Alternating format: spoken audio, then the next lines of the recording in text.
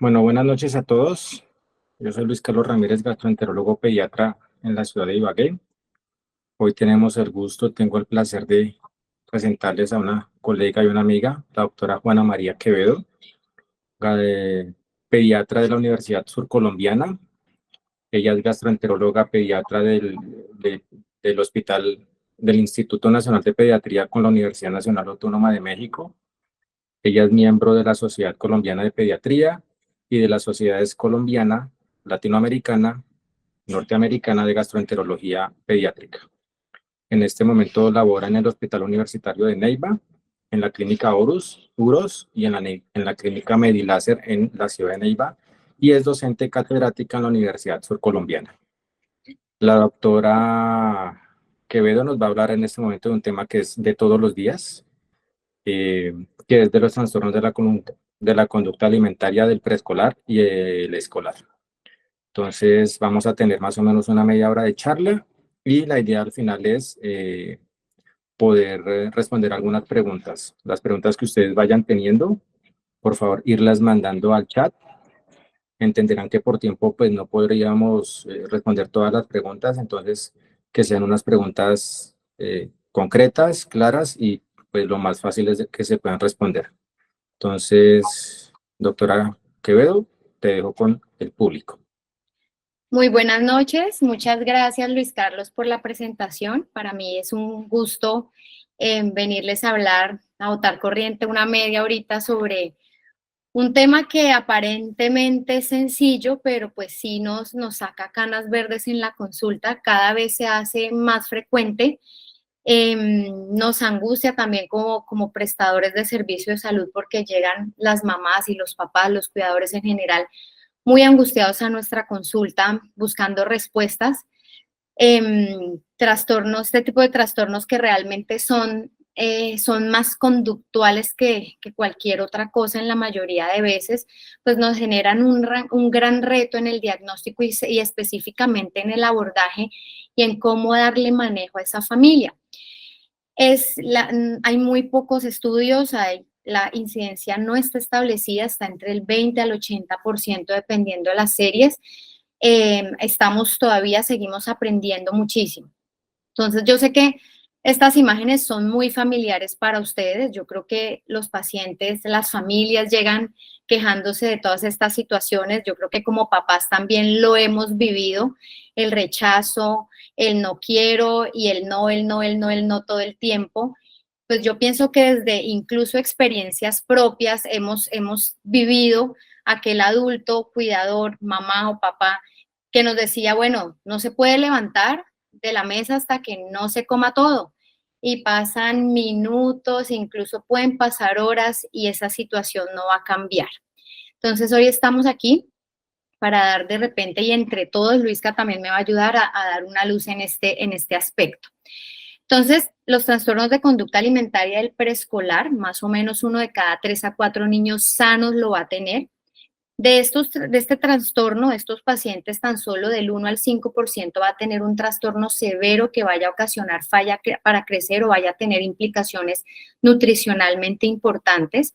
El inicio se da desde la etapa del lactante entre los 7 y los 11 meses y ojo, esto es un llamado de atención para dar inicio a una adecuada alimentación complementaria con un pico aproximado a los 2 años. Hay muchísimas clasificaciones, tenemos DSM-5, tenemos la que nos daba en el 94 la doctora Elena Cható, luego viene la del 2009, que es como la que más se adapta, ¿no? Donde hablamos de apetito inadecuado, del niño que tiene selectividad y del niño que tiene miedo a comer. Y lo que más frecuentemente escuchamos es la anorexia infantil, trastornos del apetito, que básicamente es bajo apetito, y el niño picky eater o niño selectivo. Entonces es muy frecuente que a nuestra consulta lleguen con los siguientes motivos, ¿no? No come lo suficiente, frecuentemente es muy selectivo, entonces hay una variedad de alimentos muy limitada, usualmente come muy lento, entonces lo que les comentaba al principio, pasan 15 minutos, 30, una hora, 2 horas, ya levántenlo de ahí que no va a comer. no está dispuesto a probar nuevos alimentos, lo que conocemos como neofobia, y se vuelven muy, muy adeptos o adictos pues a preparaciones muy particulares. Entonces, por ejemplo, el tema de los fritos, no quieren salirse de ese tipo de cocción o de preparación. Es bastante frecuente. Yo siento que incluso después de la pandemia ha aumentado mucho este motivo de consulta. Por supuesto, es algo de la primera infancia, con un pico, como decíamos anteriormente, entre el segundo y el tercer año de edad. Y a los 24 meses, ojo, el 50% de los padres reportan conductas selectivas.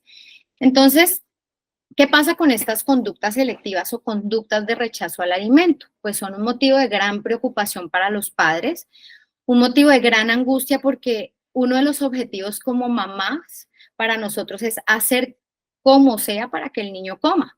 Y mucho más en esos intentos de aumentar la ingesta de alimentos saludables, pues esto va a generar muchísima angustia en los tiempos de comida. Los consumidores selectivos son más propensos a presentar la neofobia. La neofobia es ese miedo, ese rechazo a probar alimentos nuevos, ¿sí? Alimentos que nunca han probado en la vida, pero ya ellos de entrada van a tener esa negatividad, y una negatividad que no va a ser con un simplemente no, no quiero, sino que va a terminar en pataleta y va a terminar en drama absoluto en el momento de la comida. Son chicos que generalmente se resisten a las texturas y son excelentes bebedores de líquidos, y pues ampliamente en la consulta vemos que los reemplazan por aumento de biberón, aumento de leche o de fórmula, aumento de caldos, sopas y este tipo de bebidas. Y solo comen sus comidas favoritas. Entonces realmente sí comen, característicamente vemos que nutricionalmente son niños que están muy bien, solo que comen lo que quieren, cuando lo quieren, a la hora que ellos lo quieren. Entonces hay que tener en cuenta también otros criterios para abordar estos pacientes, y es que estos niños generalmente tienen ausencia de patología orgánica. El rechazo a los alimentos debe tener una evolución mayor a un mes y tienen una alimentación francamente patológica. Entonces es una alimentación forzada donde los padres en medidas desesperadas empiezan con un sistema de recompensas y de castigo, muchas veces castigo físico. Y como les digo, nuestro objetivo como mamá es, Dios mío, o sea, lograr de que el pelado coma.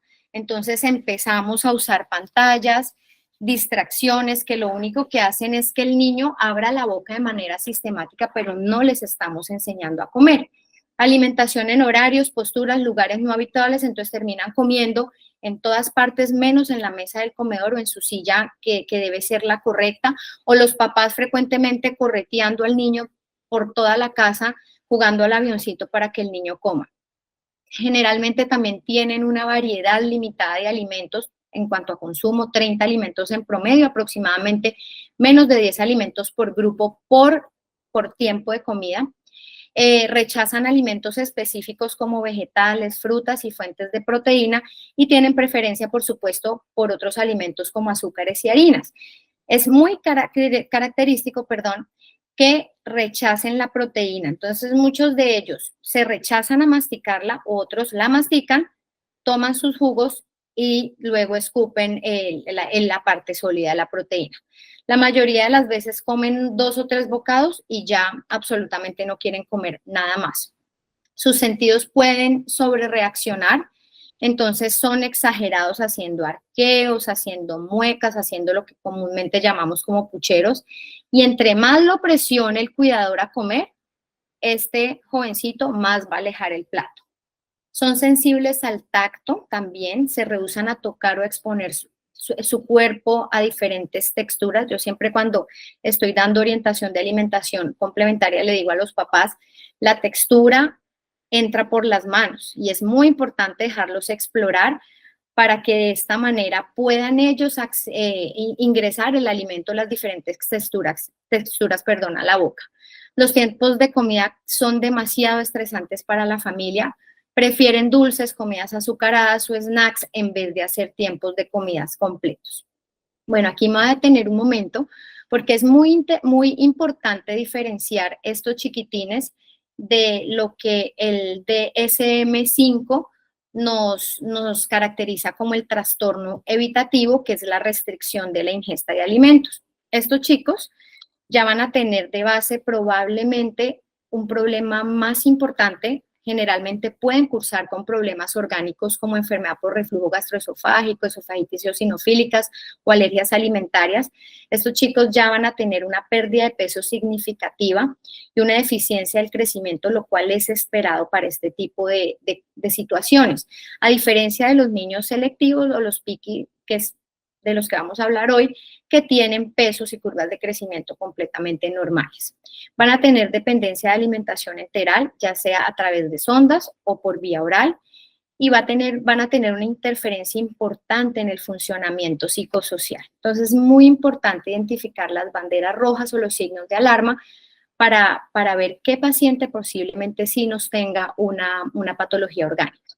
Ahora bien, ¿qué factores contribuyen a la conducta selectiva? Entonces, por supuesto, padres controladores, el papá o la mamá súper controladora que quiere que todo sea como él disponga, a la hora que él disponga, que no está atento a esas pautas de alimentación perceptiva que debemos tener en cuenta desde el inicio de alimentación complementaria. Generalmente lleva esto a un ambiente de ansiedad y que el niño perfectamente empiece a rechazar el alimento. No permiten estos papás que los niños se unten, que cojan, que tomen la comida, que la toquen, y por supuesto que el niño más lo va a rechazar porque lo va a identificar como un aspecto negativo y va a cerrar más la boca. Forzar al niño a comer, tener estos sistemas negativos de premio-castigo y los mitos que hay alrededor de la alimentación infantil. ¿Qué mitos son los más frecuentes? Entonces, pretender como adultos que comer es fácil. Sí, claro, para nosotros como adultos comer es muy fácil porque ya lo aprendimos. Pero para los niños se requiere de engranar y de integrar una serie de habilidades neurosensoriales que no es fácil arrancar. Esto es muy limitado cuando precisamente este ambiente no se da dentro de un marco de alimentación perceptiva.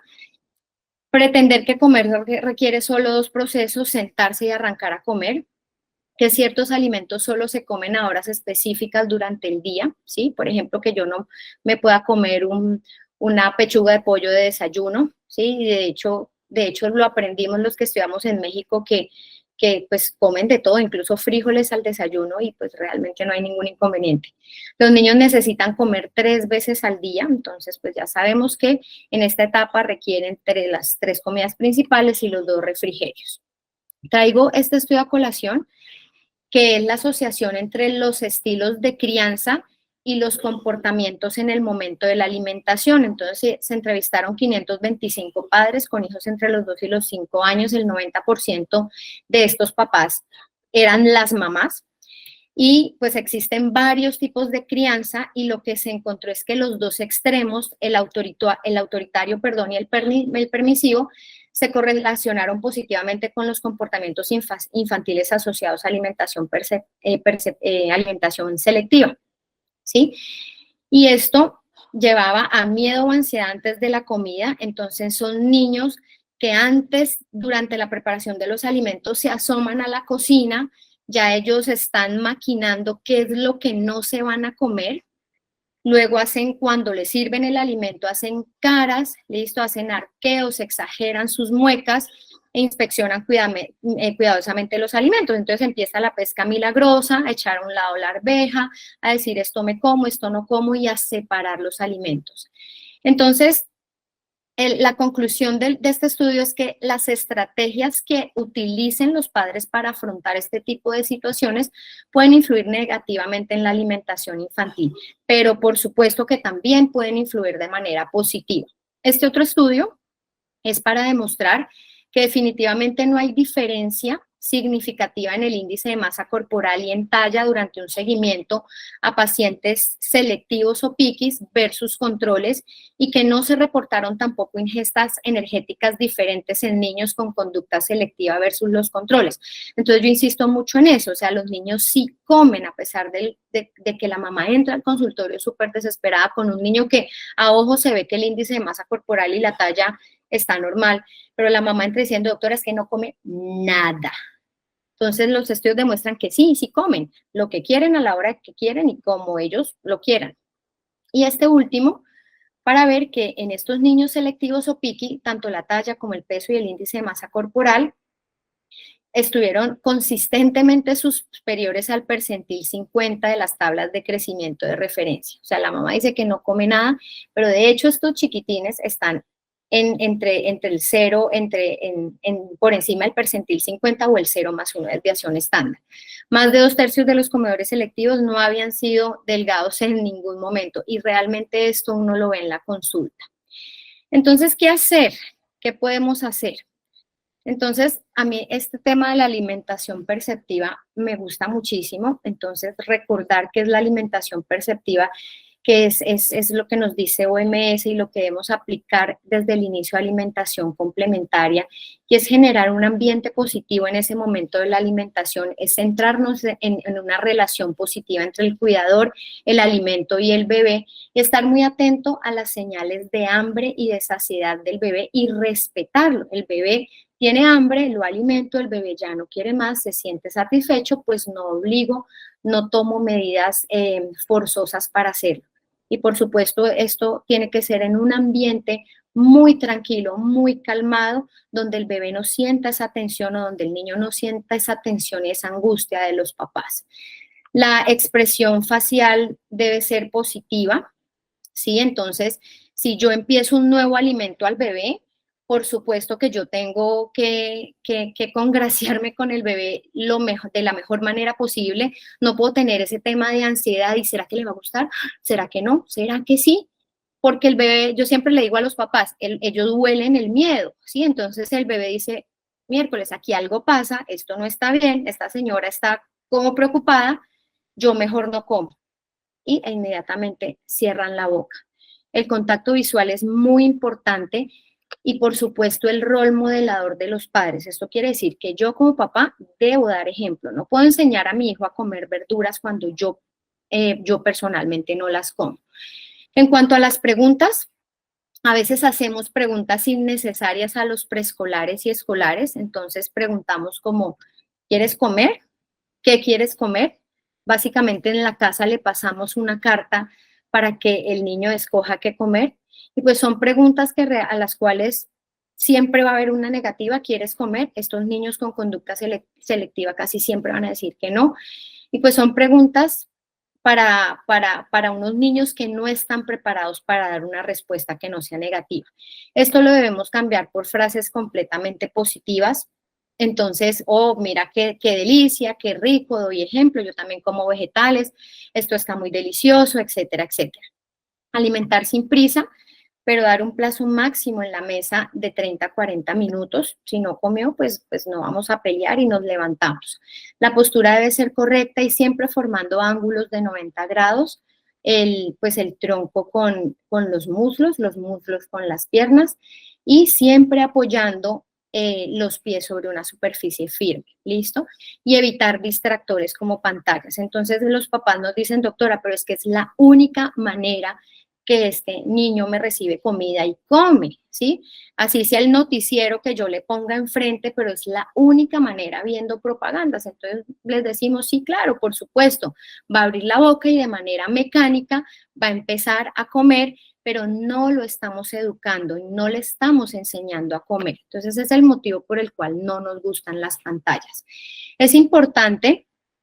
Esto es importante, es importante no solo lo que se come, sino cómo se come, dónde se come y con quién se come. Y precisamente de esto se trata la alimentación perceptiva. ¿Qué no hacer? Pues alimentación no perceptiva. Entonces, en estos casos hay una falta de reciprocidad entre el niño y el cuidador. El niño es quien controla la alimentación, el padre ignora al niño durante la alimentación, como lo vemos en esta fotito donde el papá está trabajando o pegado al celular. Un cuidador controlador o restrictivo, el padre toma el control y domina la situación, pero se va también completamente al otro extremo, ¿no? A generar una situación de tensión, de angustia, de miedo en estos menores y va a generar una lucha de poderes que por más enojón como papá que yo sea, el niño no va a abrir la boca y no va a comer, y en esta lucha de poderes, en cuanto a la ingesta de los alimentos, siempre en el 100% de las ocasiones va a ganar el niño. El resultado son efectos negativos en señalización de hambre y saciedad del niño, en el desarrollo emocional, lo que puede llevar a problemas de alimentación. Y pues ya vimos cómo de manera directa afecta el tipo de crianza, ¿no? Tanto el que es muy permisivo como el que es exageradamente controlador. En cuanto a las banderas rojas, que ya nos orienten a un trastorno más complicado, que nos orienten a una patología orgánica, entonces es precisamente la aversión. Estos niños evitan todo tipo de comidas de algún tipo de textura específica o de alimentos dentro de un mismo grupo, comen menos de 20 alimentos, disturbios, peleas familiares en las comidas, 2 reportes de los padres que el niño tiene dificultades para alimentarse, llora y arquea, se atraganta en la mayoría de tiempos de comida, y la incapacidad para aceptar alimentos sólidos a los 12 meses de edad. Y ojo que a veces no le ponemos atención a esto y nos parece como muy normal. Y si llegan niños por encima del año que realmente no han tenido ese contacto con alimentos sólidos. Las estrategias, paciencia en cantidades industriales, en cantidades alarmantes. Yo les digo a las mamás, ¿ustedes creen que han tenido paciencia? Pues van a necesitar toneladas transatlánticos llenos de paciencia. Entonces hay varias estrategias. Entonces tenemos la exposición repetida a los alimentos desconocidos, 8 a 10 veces aproximadamente. En el caso de la neofobia, que repito, son aquel miedo o aquel rechazo a probar alimentos nuevos, se requiere exposición hasta el doble de esto, más o menos entre 15 y 20 veces. Los modelos parentales son supremamente importantes, debemos dar ejemplo de comer frutas, verduras y también de probar los alimentos desconocidos, porque yo creo que incluso entre nosotros los adultos tenemos algo en algunas ocasiones de neofobia. Se sabe que las madres que consumen más frutas y verduras tienen menos probabilidades de presionar a sus hijos y por lo tanto van a ser menos selectivos. Y la creación de experiencias sociales positivas en torno a las comidas. Entonces, una de esas estrategias es sentarnos a comer en familia por lo menos en un tiempo en el día, en todo el día. Entonces, ya sea el desayuno, el almuerzo, la cena, donde se reúnan todos los papás que trabajan, el bebé, los hermanos, etcétera, etcétera. Al presentar alimentos nuevos hay que darle a conocer los alimentos a los niños, hablar con ellos de las características de los alimentos, llevarlo al mercado, hablar de la forma, del color, del olor, del sabor y presentarles asociaciones amigables. Entonces, ¿te gusta la fresa?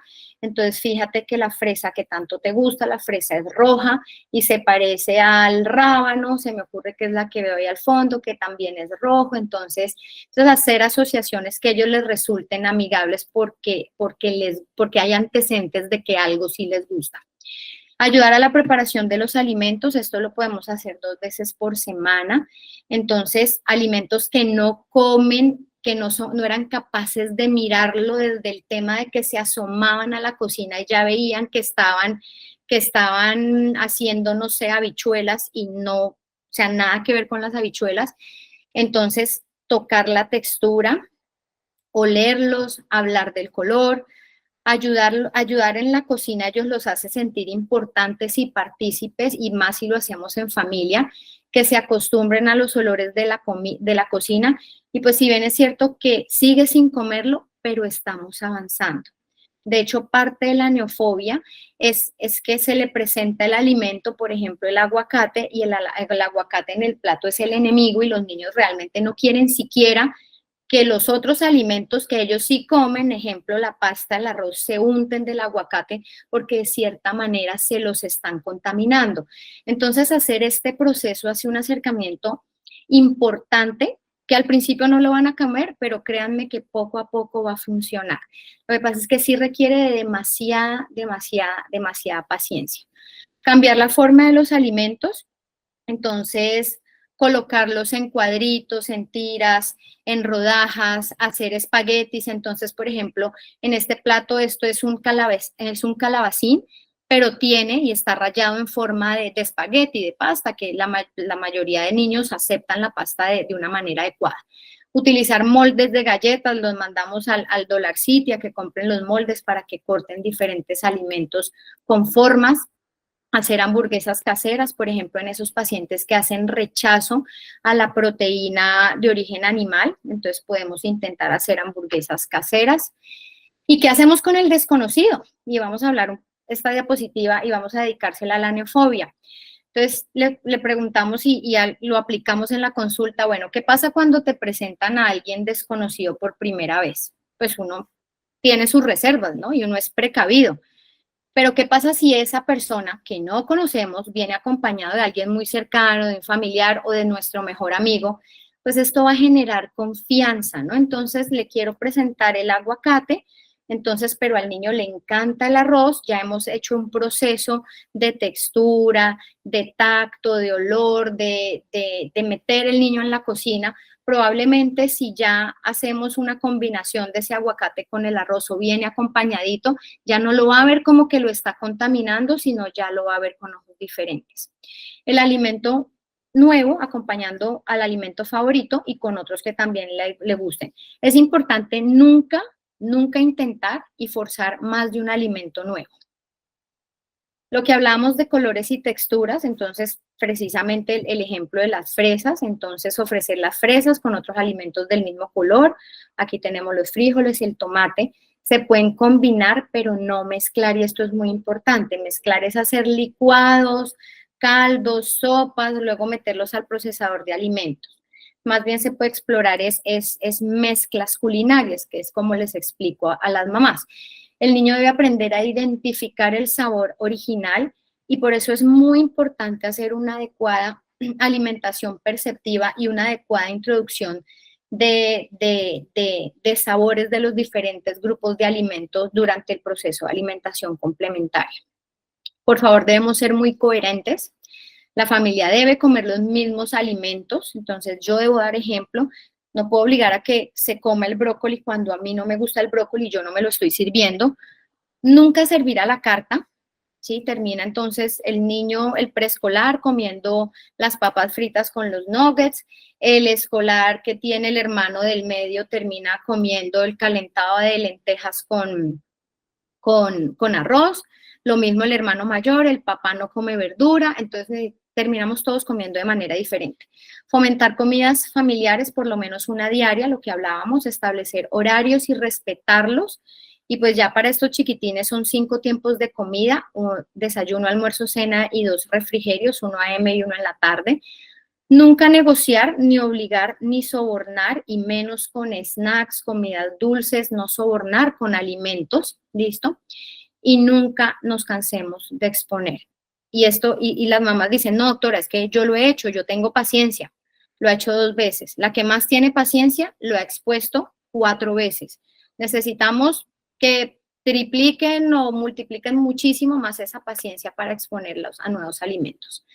Debemos lograr acuerdos entre padres, abuelos o parientes cercanos en relación a horarios, tipos de comida, cantidades de comida para que no se desautoricen entre ellos mismos, y esto es muy importante. Y siempre debemos invitar, la que generalmente lleva al niño es la mamá, pero quien lo cuida, por ejemplo, y quien le da el almuerzo, el desayuno a estos chiquitines es la abuela. Entonces es importante que las personas que estén a cargo del menor vayan a la consulta y escuchen las recomendaciones. Considerar apoyo psicoterapéutico con profesionales especializados en niños si los padres no logran ser contenidos y permanecen muy ansiosos. Yo creo que mis colegas lo pueden decir, y en la consulta de pediatría también nos pasa, y yo siempre insisto que después de la pandemia, no sé si es que nos hemos fijado más en los trastornos del eje cerebro-intestino, pero pues los trastornos funcionales y todo lo relacionado a las emociones y a la mala gestión de las emociones, pues es hoy día un gran porcentaje de motivo de consulta. Entonces, sí necesitamos a veces del apoyo psicoterapéutico. Es supremamente importante que estos niños tengan rutinas, que experimenten el juego y especialmente al aire libre. Esto va a hacer que los niños se aconducten y tengan un mejor patrón de alimentación.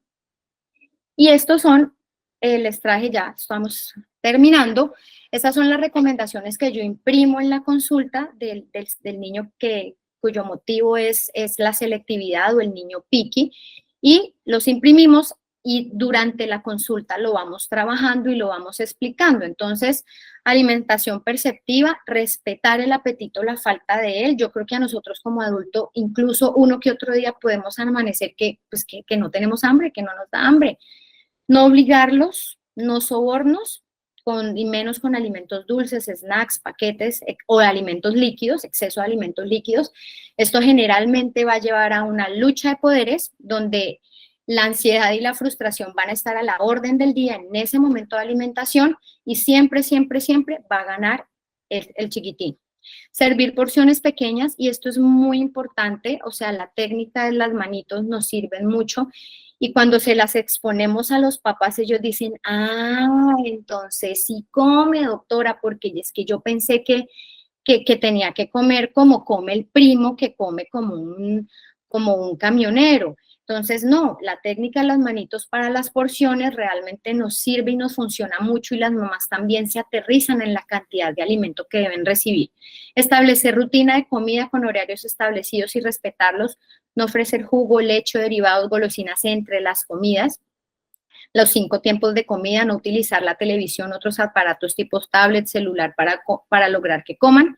Establecer horario de juegos en lo posible al aire libre. Siempre les digo a los papás que las rutinas funcionan muy bien para todo. Evitar como premio las colaciones dulces o saladas tipo snacks entre comidas. Para la neofobia, paciencia y exponer mínimo 15 veces al alimento. Explorar formas, explorar combinaciones o mezclas culinarias.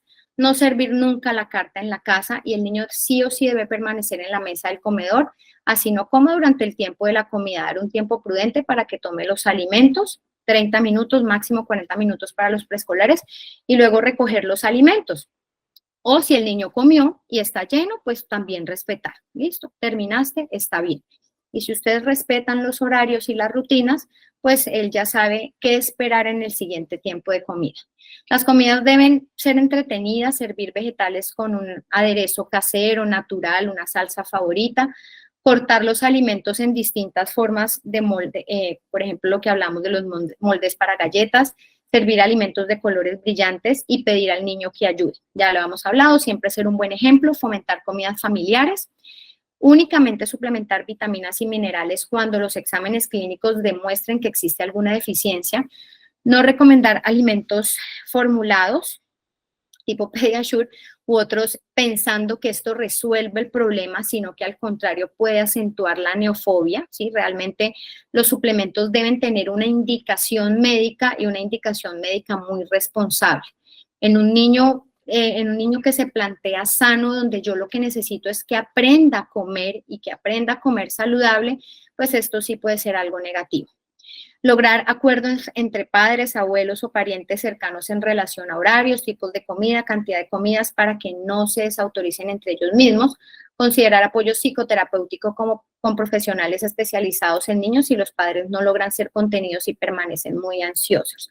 Entonces, mensajes para llevar a casa: las fluctuaciones en el apetito no deben causar problemas siempre y cuando el niño esté sano y crezca y se desarrolle de manera adecuada. Un niño que no come no es porque no tiene hambre, sino porque no tiene la habilidad, y nos debemos preguntar qué es lo que le hace falta para lograr que coma, ¿sí? Y esto es muy importante y me parece muy interesante, porque debemos descubrir realmente qué es lo que a ese chiquitín le falta. En cada consulta, el niño con el pediatra debe incluir orientación alimentaria, y en esto le insisto mucho a los chicos, a los residentes, porque debemos saber, y es importante, ¿no?, qué comen, pero también cuándo, con quién lo comen, en qué momento lo comen. Informar siempre a la familia sobre el desarrollo pondoestatural del niño. Esto es clave, porque esa familia va a tener un parte de tranquilidad por su pediatra o por su gastropediatra, en el caso que este paciente esté con nosotros, y se va a ir tranquilo, y va a generar un ambiente de confianza en esa consulta, donde ustedes también van a tener la oportunidad de explicar, de informar que tampoco hay signos de alarma, y que netamente nos vamos a centrar en algo que es conductual. Entonces, pues todo padre debe recordar que un día su hijo seguirá su ejemplo en lugar de su consejo. Muchísimas gracias.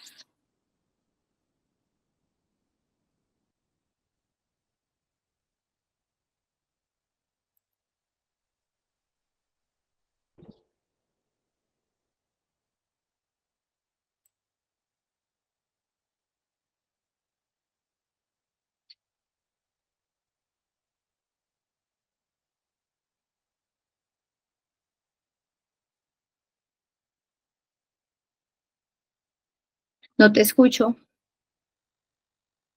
Luisca, no estoy escuchando. Perdón. Yo siempre les digo a los papás que el niño es quien decide la cantidad de lo que come.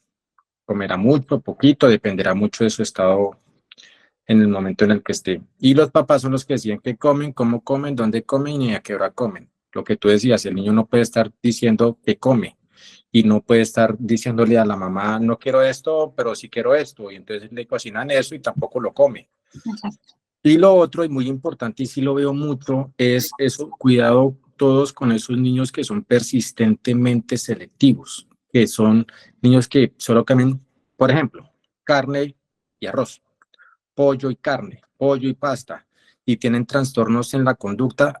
Muchos niños de esos terminan teniendo algún tipo de trastorno de espectro autista, porque el 80% del autismo, uno de los como pilares no del diagnóstico, sino las características clínicas, es la aversión alimentaria. Entonces, mucho cuidado con esos niños y no estar insistiéndoles ni tomándole exámenes, ni que lo obliguen a comer, sino esos niños sí ameritarían de pronto una remisión por neurología o por psicología. Yo siempre los mando y me he encontrado más de un diagnóstico. Bueno, por cuestiones de tiempo, vamos a intentar responder por ahí unas 3 o 4 preguntitas. La primera de... Una cosa que quería agregar, Luisca, y que le insisto mucho a los residentes, es en escuchar a los papás, en escuchar a las familias. Y hay una cosa que aprendí muy bonita del doctor Miguel Sapsen en el último congreso que tuvimos de la Santa Fe, del doctor Vera, y es preguntarle a los papás, ¿a usted qué le preocupa? ¿Sí? Porque la mamá llega súper ansiosa, pegada al techo, con un montón de carga emocional encima, y generalmente también existe la familia extensa que genera esa presión sobre la mamá, es que lo está cuidando mal, mire cómo está de flaco y es que no está comiendo nada, y entonces métale al de 3 años, vuélvale a meter el tetero, la colada, etcétera, etcétera. Entonces es como calmarlos, tratar de contenerlos en la consulta de la manera más empática posible y preguntarle, bueno, ¿a usted qué le preocupa de la situación? ¿Sí? Después de que lo valoraste nutricionalmente, estableciste que está eutrófico, que tiene un adecuado crecimiento, que tiene, por supuesto, un adecuado neurodesarrollo, y preguntarle, listo, mira, no hay signos de alarma, a veces es necesario incluso recordar esos signos de alarma para que el papá lo repase y diga, no, pues realmente no está presentando ningún signo de alarma. Entonces, ¿qué te preocupa? Y muchas de esas preocupaciones o la respuesta en la mayoría de las ocasiones es algo más del tipo afectivo, más del tipo emocional. Y esto hoy en día, de verdad que yo, de hecho, yo sigo a Luisca en redes y él trata mucho de estos trastornos funcionales y estas alteraciones que son netamente relacionadas a las emociones. Y ese es un mensaje muy importante que queremos dejar esta noche. Muchos de esos papás solamente necesitan que alguien los escuche, no que los recriminen ni hacerlos sentir mal. Tú tienes toda la razón. Bueno, aquí dice Gloria Perilla. ¿Cuándo sospechar y cómo diagnosticar el hambre oculta? Que también uno podría como asociarlo a otra pregunta que hay acá, que cuándo se pudiera tomar un perfil básico de micronutrientes en esos pacientes con trastornos de la conducta alimentaria.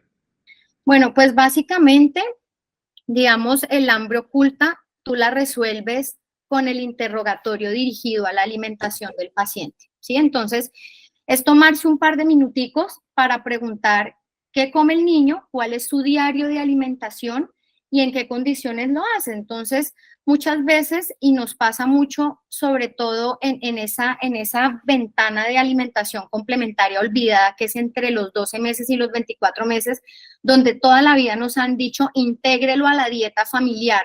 Y resulta que la mayoría de dietas familiares en Colombia es deficiente o es insuficiente o es inadecuada, con altos consumos de azúcar o de alimentos líquidos o excesivo consumo de sal.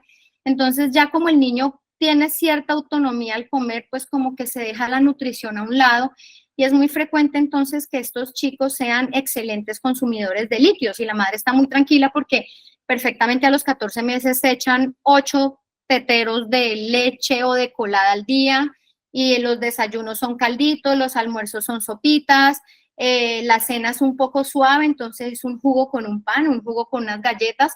Entonces tienen la sensación de que lo están alimentando, pero pues siempre insistimos en la alimentación sólida. Entonces, para esa hambre oculta, lo más importante para mí, en mi experiencia, no sé si Luisca quiere agregar algo más, es el interrogatorio dirigido al diario de alimentación del niño. Ahí tú te das cuenta.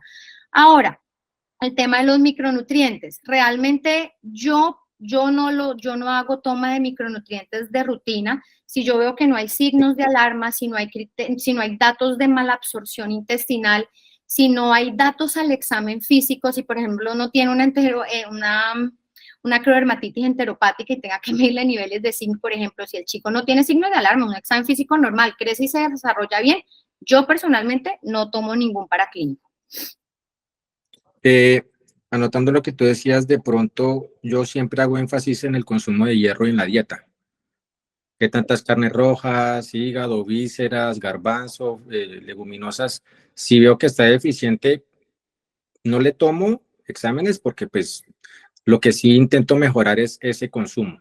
¿Listo? Y que también me ahorra el sulfato ferroso medicamentoso y me fortalece lo que tú decías, el aporte de texturas y el conocimiento de nuevos alimentos. Yo no como hígado, nunca me enseñaron, pero a mi hijo sí le doy hígado. Entonces, aquí hay otra pregunta que me parece muy buena. Para estos niños picky eater, una pediatra de consulta externa que tienen como causa algún trastorno neurosensorial que se evidencia en la aversión a ciertas texturas, ¿a quién recomienda usted como profesional para manejar esto? ¿Fonoaudiología, ocupacional, ambos? Porque muchas de estas ocasiones es la opción si la consulta es a través de la DPS. Bueno, esta es una pregunta supremamente importante y es digamos, hay dos cosas, ¿no? Lo que nos definía la doctora Elena Cható de la aversión sensorial, que es el que apenas está empezando a hacer el rechazo de texturas, ¿sí? Y tenemos ya lo que es la consecuencia de esta aversión sensorial, que es la desintegración neurosensorial, ¿no? Y es lo que hablábamos precisamente de que aprender a comer no es fácil, no es sencillamente sentarnos, abrir la boca y meternos el alimento a la boca. Para los niños eso no es así. Los niños tienen que integrar todos sus sentidos para poder aprender a comer y hacerlo de manera correcta. Entonces, cuando vemos esto, a nosotros nos llega mucho paciente remitido precisamente por esto y entiendo la preocupación del pediatra porque lo que más queremos los clínicos es siempre descartar lo orgánico, ¿no? Que no sea por disfagia, por una esofagitis eosinofílica, que no tenga una alergia alimentaria, que no tenga una enfermedad por reflujo pues terrible. Entonces, pues yo entiendo ese es como el miedo y generalmente es el motivo de la remisión y por supuesto la ansiedad de los papás. Entonces, en ese caso, tener muy en cuenta y es de las consultas más largas, yo creo, yo por eso tengo como todo esto que me tomé el trabajo como de leerlo uno por uno y lo voy chuleando y lo voy subrayando y lo voy manejando con los papás y por supuesto la parte, yo los mando a dos partes, los mando a fonoaudiología, pero con énfasis en deglución, ¿sí? Porque a veces llegan y las terapeutas como, pero es que habla bien, ¿no? O sea, tiene buen lenguaje. O sea, toca explicarle a la mamá y empoderar a la mamá para que la mamá llegue a la terapia, pues de cierta manera exigiendo algo para que le puedan solucionar el problema. Y lo otro es terapia ocupacional, ¿sí? Porque esto precisamente se trata de una desintegración de todos los sentidos. Y es importante incluso explorar, entonces yo estoy explorando, soy una mamá controladora, no quiero que se unte, le quito las cosas a mi hijo, cuando yo estoy en una época de la vida que quiero explorar todo y comerme el mundo, literal. Entonces tenemos que empezar a veces desde el principio y para esto nos ayudan las terapeutas.